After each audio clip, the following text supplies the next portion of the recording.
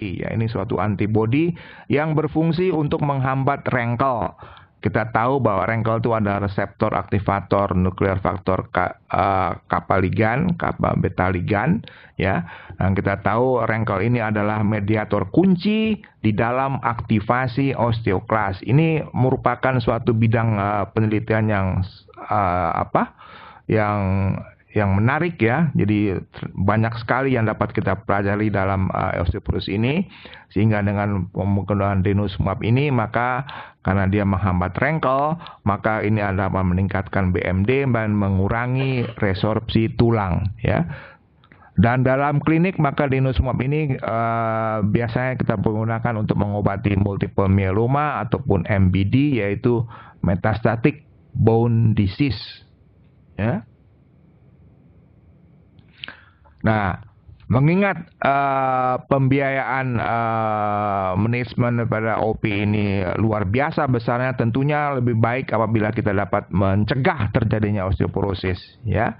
Dan ini menurut Wolff and Dixon ada 4 fase pencegahan, yaitu fase pertama fase embrional, jadi fase intrauterin, dari semenjak kehamilan sudah diperhatikan nutrisi selama kehamilan demi untuk mengumpulkan kalsium ya, demi untuk kesehatan tulang ya.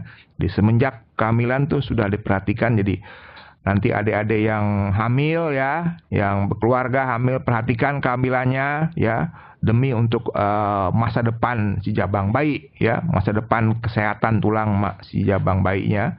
Kemudian fase kedua dari lahir sampai menutupnya epifisis, di mana dalam ini penting adalah faktor nutrisi, yang diet yang seimbang, exercise ya, exercise, gerak-gerak, move it or lose it, di sini sangat penting. Kemudian fase ketiga, fase dewasa, di mana penting exercise, lagi-lagi exercise, lagi-lagi nutrisi, asupan kalsium, vitamin D yang optimal, paparan sinar matahari. Dan dalam fase ini adalah penting untuk mengingat adanya istilah peak bone mass. Jadi tujuan selama dewasa ini adalah pencapaian puncak massa tulang yang maksimal ya, akan dicapai pada dekade kedua sampai ketiga. Dan karena setelah tercapainya puncak massa tulang ini, maka secara alamiah tubuh akan kehilangan tulang. Mau atau tidak mau, tubuh sudah mulai kehilangan tulang ya, secara teratur ya. Jadi selama adik-adik ini adalah penting sekarang ini mempunyai deposit tulang yang maksimal untuk mencapai puncak massa tulang yang maksimal, sehingga kalaupun nanti ada masa kehilangan tulang tidak apa-apa, karena kita punya tabungan tulang yang banyak ya. Jadi kalau kita tabungannya sedikit terus nanti keluar terus ya, lama-lama habis ya, tekor, osteoporosis jadinya ya. Jadi itu adalah harap diperhatikan. Kita harus ingat ada konsep peak bone mass, karena setelah ini tercapai semuanya akan kehilangan tulang ya. Jadi yang tabungannya sedikit akan lebih rugi ketimbang yang punya tabungan tulang yang banyak. Bagaimana kita menabung tulang secara banyak? Yaitu tadi itu nutrisi, exercise ya, gaya hidup yang sehat ya, supaya kita mempunyai tabungan tulang yang maksimal pada saat pencapaian puncak massa tulang ya. Kemudian fase yang keempat adalah fase menopause dan seterusnya onward. Dalam hal ini yang penting sekali lagi adalah exercise, nutrisi. Jadi selalu muncul 2 kata kunci, exercise, nutrisi, exercise, nutrisi. Perhatikan itu. Jadi jangan banyak makan-makan yang junk food ya. Perhatikanlah ya. Sebentar-sebentar makan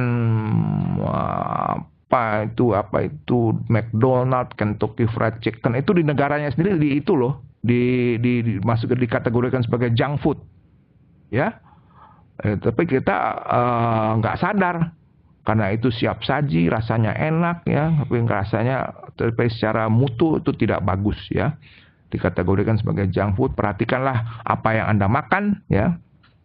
Sebab ada ungkapan you are what you eat. Ya, Anda tuh mencerminkan apa yang Anda makan. Ya, Anda gemuk, kita tahu apa yang dia makan. Anda kurus, kita tahu apa yang dia makan. Ya kan? Jadi yang bagus, yang ideal, ya. Nah, itu kita tahu ya. Kita lihat gaya hidupnya seperti apa dia udah waktu lansia masih sehat, masih gemar olahraga, kita tahu bahwa pasti makannya teratur, pasti makannya kualitas yang baik ya. Itu sudah dapat dipastikan, you are what you eat ya. Dan juga pada fase keempat ini tentunya juga dapat digunakan obat-obatan, yang paling banyak adalah golongan bifosfonat. Jadi dengan demikian, manajemen daripada osteoporosis adalah memerlukan approach multidisiplin, team approach ya. Kita lihat nutrisionis ya, pasti ini mempunyai asupan ya, apa yang harus kita makan secara baik ya, supaya kita tidak makan sembarangan. SPOG, obstetrik ginekologi, SPKO, kedokteran olahraga, exercise, spesialis rehabilitasi medik, SPOT untuk kalau ada fraktur ya, spesialis geriatrik, spesialis anak, penyuluh kesehatan, ahli bangunan dan lain-lain ini yang banyak ya. DLL bukannya LLAJR, bukan ya. Ya, termasuk jadi ini semua intinya bahwa oleh karena itulah pada kuliah kali ini maka dihadiri oleh para pakar-pakar ya, Dr. Tanya, Dr. Bambang Setiawari, Dr. Ade Tobing, semuanya nanti akan membantu saya dalam menjawab pertanyaan-pertanyaan, karena pertanyaan ini bersifat, akan saya harapkan bersifat bermulti arah ya. Arahnya bisa ke arah makanan, nutrisi, arah ke arah kebidanan, arah ke arah olahraga, ke segala macam ya. Sehingga makanya pada hari ini saya menghargai usaha Dr. Nani untuk menghadirkan juga para pakar-pakar di bidang team approach ini ya. Jadi ke depan masalah yang kita hadapi adalah begitu banyaknya obat-obatan dengan masing-masing efek sampingnya dan adanya compliance pasien yang suboptimal. Dan untuk itu juga seperti tadi dikatakan tadi bahwa dalam hal ini kita perlu mendalami proses regulasi pembentukan tulang sampai ke tingkat seluler, sampai ke tingkat genetik. Karena pada saat ini dikatakan sampai saat ini sudah ada sampai 30 gen yang berurusan dengan fisiologi tulang. Ya, ini sedang dipelajari lebih lanjut sehingga ini akan bisa lebih membuka wawasan kita tentang pengetahuan kita di bidang osteoporosis ya. Sehingga dapat disimpulkan sebagai akhir daripada kuliah hari ini, pagi ini, bahwa osteoporosis itu merupakan masalah yang universal, mempunyai beban ekonomi biaya yang tinggi, sehingga sikap yang paling bagus adalah mencegah terjadinya fraktur pada penderita osteoporosis. Kalau bisa juga kita mencegah terjadinya osteoporosisnya sendiri ya. Dan apabila kita menterapi osteoporosis setelah terjadinya fraktur, jangan lupa kita mengobati osteoporosisnya. Dan harap diingat bahwa tata laksana suatu penderita osteoporosis tidak selalu harus disertai dengan pemeriksaan BMD.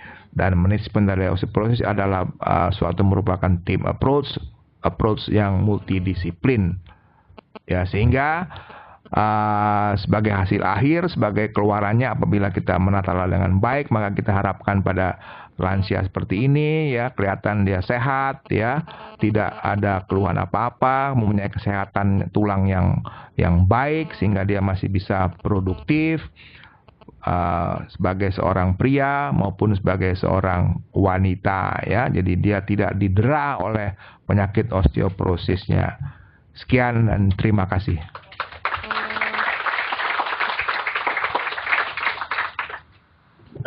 Terima kasih kepada Prof. Errol. Kita lanjut kepada sesi tanya jawab. Berdasarkan catatan kami yang terakhir, ada 9 stasiun yang sudah mengikuti kegiatan kita, yaitu studio GDLN ini, kemudian Aula FKUI Salemba, Untan, Jambi, Universitas Borneo, Universitas Udayana, dan yang kemudian bergabung setelah kita kita mulai adalah Universitas Muhammadiyah Surabaya dan Universitas Airlangga. Pada kesempatan ini kita akan mulai dengan tanya jawab dari teman-teman yang ada di ruangan ini dulu. Saya persilakan yang mau bertanya, karena mic-nya terbatas, harus mendekat ke mic atau ke sini aja. Silakan. Satu, di belakang ada? Dua dulu ya. Kamu silakan. Punya mic gak? Ke sini aja. Tolong sebut namanya supaya Prof. Errol bisa mengenali Anda dan asalnya dari mana. Selamat pagi Prof. Errol dan selamat pagi dokter-dokter yang ada dari berbagai disiplin ilmu. Saya Litwina Anissa dari mahasiswi tingkat 2 FKUI. Ada 3 pertanyaan yang saya ingin tanyakan, yaitu apa semua bungkuk yang ada di Indonesia mengingat jarangnya BMD itu dapat kita identikan dengan atau boleh kita persepsikan sebagai osteoporosis. Yang kedua, tadi dalam vertebral fracture management, saya menjumpai 2 istilah yang untuk kami tingkat 2 masih agak sulit mengerti, yaitu kifoplasti dan vertebroplasti. Apakah dapat dijelaskan lebih lanjut, Prof? Kemudian yang ketiga, dari data statistik tidak dimuat data dari Afrika dan Australia. Hal ini apakah berkaitan dengan faktor ras yang menentukan kecenderungan atau kerentanan suatu ras terhadap osteoporosis, ataukah memang tidak ada data statistik dari 2 sampel negara dari negara tersebut atau dari benua tersebut? Demikian pertanyaan dari saya. Terima kasih, Prof. Baik, terima kasih atas ketiga pertanyaan. Jadi pertanyaan pertama adalah dengan tidak adanya pemeriksaan BMD ya, apakah semua yang membungkuk itu adalah merupakan akibat dari osteoporosis? Ya, jadi di dalam hal ini tentunya kita harus mengambil pemeriksaan yang cermat. Jadi kita menanyakan apakah sejak awal sudah membungkuk, atau kalau tadi kita lihat gambar pada yang tadi kan bahwa sejak awal tadinya saya tegak, lama-lama membungkuk ya. Kalau ada riwayat seperti itu, jadi ada suatu kontinuum daripada osteoporosis, jadi itu sudah pasti bisa dipastikan tanpa ada, artinya pemeriksaan konfirmasi daripada X-ray ataupun apa, kita sudah bisa menduga bahwa ini adalah proses karena adanya multiple vertebral compression fractures ya pada seorang lansia, karena tadinya dia bilang dia tidak bungkuk, jadi tanpa ada apa-apa, tanpa ada trauma, tanpa ada jatuh ya, tahu-tahu tanpa disadari suatu hari ngaca, loh kok saya bungkuk. Itu bisa ya.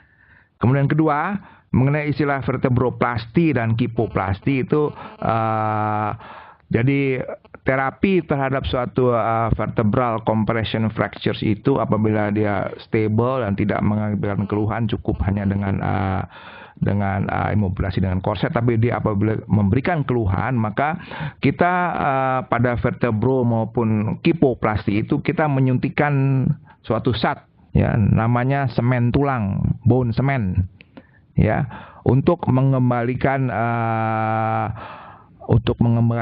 bentuk tulang vertebranya, ataupun juga untuk membekukan, untuk supaya tulang vertebra itu tidak lebih lanjut mengalami penipisan. Kita isi dia, kita cor dia dengan semen. Jadi intinya itu kita cor dia dengan semen sehingga korpus vertebra itu menjadi kuat, sehingga keluhannya menjadi hilang. Karena keluhan itu kan karena adanya microfractures di situ ya, ada fraktur sakit yang kalau kita cor dengan semen, maka itu semua gejala frakturnya akan hilang, sehingga gejala nyerinya akan hilang ya. Kemudian mengenai data dari Australia itu sudah ada, cuman saya tidak ungkapkan karena Australia sudah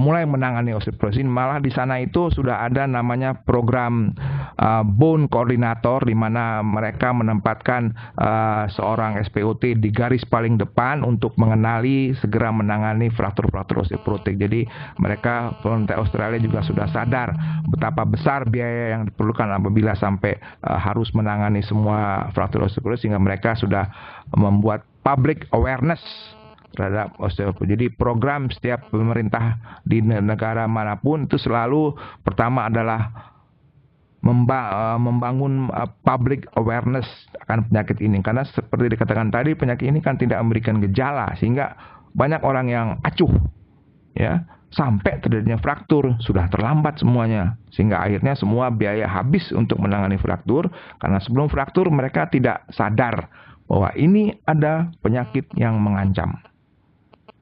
Ya, kemudian di Afrika itu betul, karena Afrika ya kita tahu bahwa memang kalau kita baca literatur itu ya, memang data dari Afrika itu nggak ada ya. Kita tahu bagaimana kondisi Afrika ya.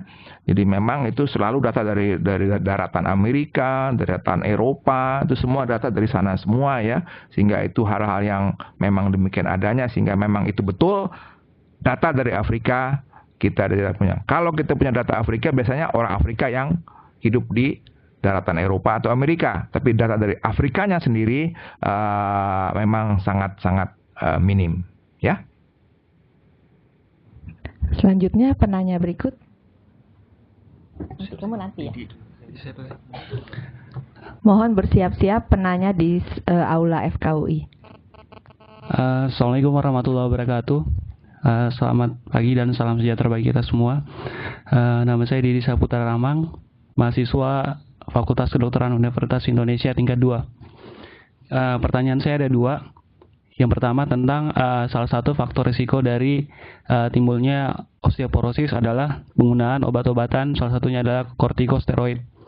Yang ingin saya tanyakan, bagaimana sih mekanisme dengan penggunaan kortikosteroid ini sehingga menimbulkan osteoporosis? Apakah jenis obat-obatan ini dapat mempengaruhi kinerja dari sel osteoblast dan osteoklas? Terus yang kedua, tadi disebutkan bahwa salah satu terapi farmakologi dari penderita osteoporosis adalah dengan memberikan natrium fosfat serta dengan terapi hormon, yakni dengan memberikan hormon estrogen. Yang ingin saya tanyakan, apakah dengan 2 terapi ini dapat mengembalikan keadaan tulang si penderita menjadi keadaan semula, di mana dia itu bisa 100% terhindar dari atau terbebas dari osteoporosis. Terima kasih.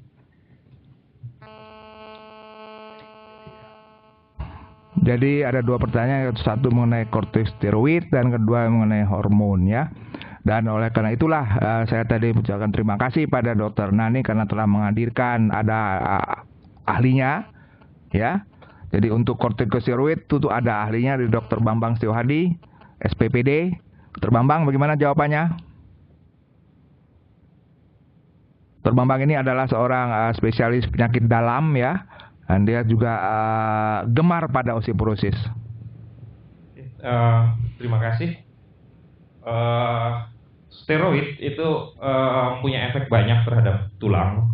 Jelas dia akan menyebabkan apoptosis atau kematian osteoblast lebih cepat, sehingga formasi tulang akan terganggu. Kemudian dia juga akan menghambat gonadotropin di otak, sehingga estrogen juga akan dihambat sintesisnya, akhirnya orang tersebut akan menjadi seperti menopause. Selain itu di usus dia akan menghambat absorpsi kalsium, di ginjal dia akan meningkatkan ekskresi kalsium, sehingga akhirnya terjadi hipokalsemi. Hipokalsemi akan menyebabkan peningkatan sintesis hormon paratiroid, yang pada akhirnya akan meningkatkan kerja dari osteoklas. Walaupun tadi dikatakan bahwa hormon paratiroid itu bisa digunakan untuk terapi, tapi terapi itu hanya efektif untuk tulang trabekular. Untuk tulang kortikal ternyata hormon paratiroid juga tidak terlalu baik, dan sangat khas sekali pasien-pasien dengan hiperparotisme itu akan mengalami osteoporosis yang subkortikal, jadi pada tulang kortikalnya, tidak pada tulang tidak pada tulang trabekularnya. Jadi banyak sekali faktor itu semua. Dengan matinya si osteoblast dan meningkatnya kerja osteoklas karena estrogennya meningkat, kemudian ada hiperparotisme sekunder karena hipokalsemi akibat steroid, maka tentu osteoporosis akan terjadi. Begitu, Pak. Ya, terima kasih. Jadi kita lihat bahwa memang jawabannya kompleks ya. Jadi seolah-olah kita ngerti gitu, kita nggak mau mangkut aja. Padahal itu kalau kita pelajari itu sangat-sangat kompleks ya, tidak juga ini semua kuliah yang diberikan ini sebenarnya hanya merupakan oversimplifikasi ya. Itu tidak demikian. Osteoporosis tidak sebenarnya sederhana, resorpsi kurang, lalu resorpsi jalan, formasi kurang, itu tidak demikian, itu demikian kompleks ya, begitu banyak interaksi antara sitokin yang sangat-sangat kompleks sehingga akhirnya kita hanya tahu hasil akhirnya osteoporosis, tapi prosesnya sampai ke sana tuh tidak sederhana seperti apa yang kita berikan pada kuliah ini ya. Jadi itu tadi sudah jawabannya Dr. Bambang juga sudah kita ketahui betapa kompleksnya interaksi di dalam tubuh manusia yaitu ya. Kemudian mengenai terapi hormonal, tentunya ini adalah bidang dari SPOG, Dr. Mark Sungkar. Dr. Sungkar, bukan Marak Sungkar ya. Dr. Sungkar, silakan untuk menjawab pertanyaan ini. Bagaimana peranan hormonal? Baik, mengenai terapi hormonal pada menopause, pemilihannya memang pemberian suplementasi estrogen. Tapi kalau ditanya apakah bisa kembali, karena tidak hanya hormon estrogennya saja, seperti yang Prof katakan, materi kalau kita hanya memberikan suplementasi kalsium tanpa ada estrogen, tidak ada mobilisasi atau pemasukan kalsium ke dalam tulang.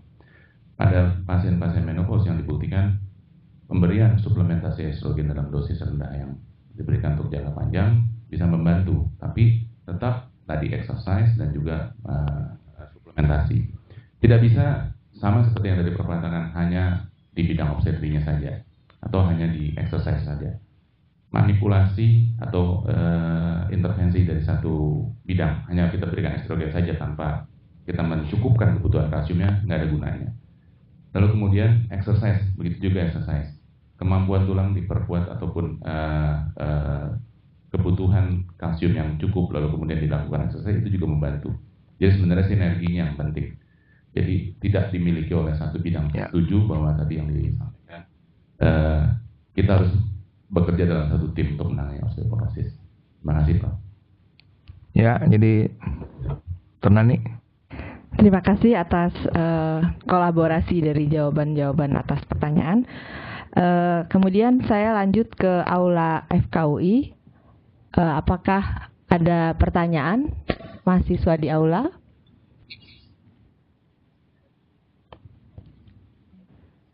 Mahasiswa di aula FKUI, apakah ada pertanyaan? Ya.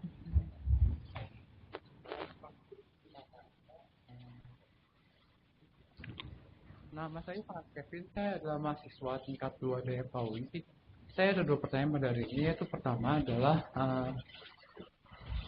kita dari kuliah diketahui kalau memang obat-obat tertentu kayak glukokortikoid jenisnya memang bisa menginduksi osteoporosis. Tapi kan kita tahu sendiri bahwa ironisnya obat-obat itu kan banyak digunakan dalam pengobatan, kayak misalnya kasus autoimun atau kasus beberapa peradaan tertentu. Nah, kira-kira kalau emang perlu pasien itu diberikan pengobatan semacam itu, pendidikan lanjutan apa yang bisa lakukan untuk mencegah adanya osteoporosis yang terinduksi itu? Dan yang kedua tuh kita tahu bahwa beberapa tahun lalu kan banyak iklan yang menggembar-gemborkan kalau emang magnesium tambahan di nutrisi itu bisa mencegah atau bisa mencegah osteoporosis atau memperbaiki mutu tulang. Apakah itu benar dan atau salah? Dan kalau itu benar, mekanismenya kira-kira bagaimana ya supaya magnesium itu bisa memperbaiki mutu tulang? Terima kasih. Baik, terima kasih. Jadi sekali lagi. Jadi lagi-lagi mengenai steroid, dan saya persilakan Dr. Bambang Setiohadi untuk menjawabnya. Bagaimana kita kalau memang orang butuh steroid, bagaimana caranya kita supaya tidak timbul osteoporosis sekunder?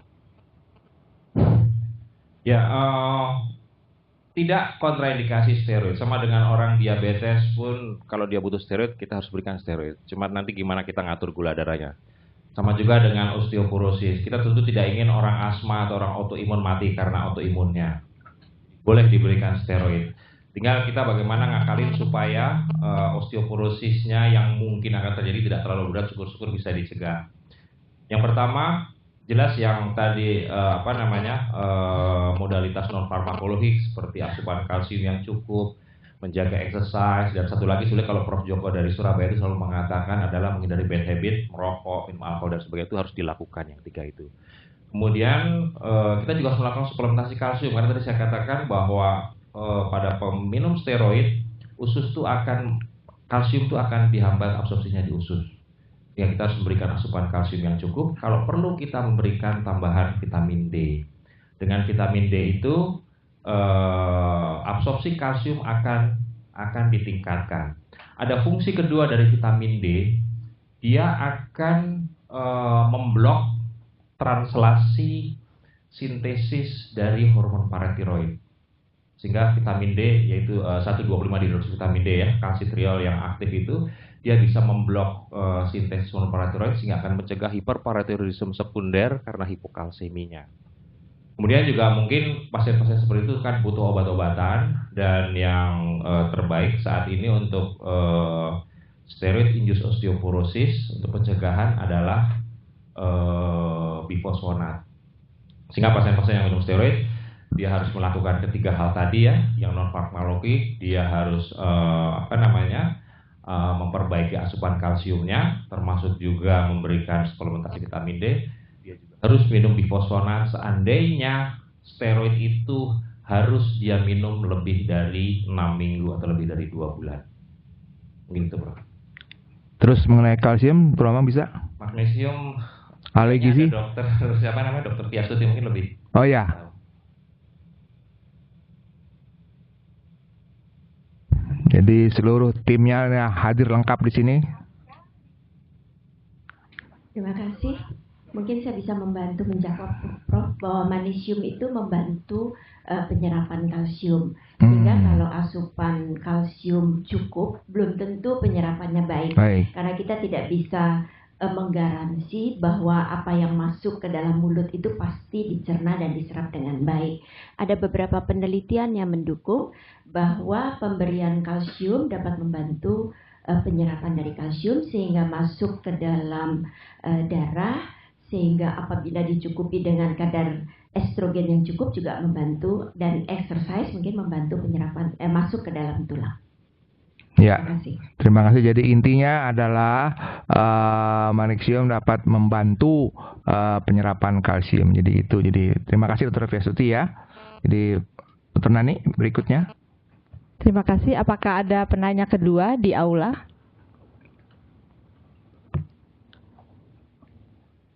Kalau ada, mohon segera bertanya. Dan berikutnya akan diberi kesempatan kepada Universitas Tanjung Pura.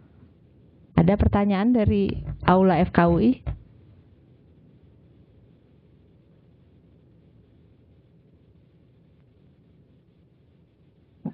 Kalau tidak ada? Ada? Oke, saya lihat ada yang berdiri. Silakan bertanya. Ya, selamat pagi. Nama saya Antoni. Jujur saja saya masih kurang jelas tentang mekanisme analog PTH tadi sebagai pengobatan, karena kita tahu bahwa PTH itu berperan sebagai meningkatkan resorpsi osteoklas gitu. Bagaimana bisa PTH rekombinan tadi digunakan untuk pengobatan? Saya belum begitu jelas tentang mekanisme kerjanya. Lalu tiba-tiba saja terlintas di pikiran saya pertanyaan kedua tentang pengobatan menggunakan bifosfonat itu. Saya pernah dengar sedikit. Kalau nggak salah pengobatan dengan bifosfonat itu memang efektif, tapi memiliki beberapa efek samping, yaitu melukai esofagus, esofagitis gitu. Apakah itu benar? Lalu bagaimana kita menanganinya atau bagaimana mekanismenya begitu? Terima kasih.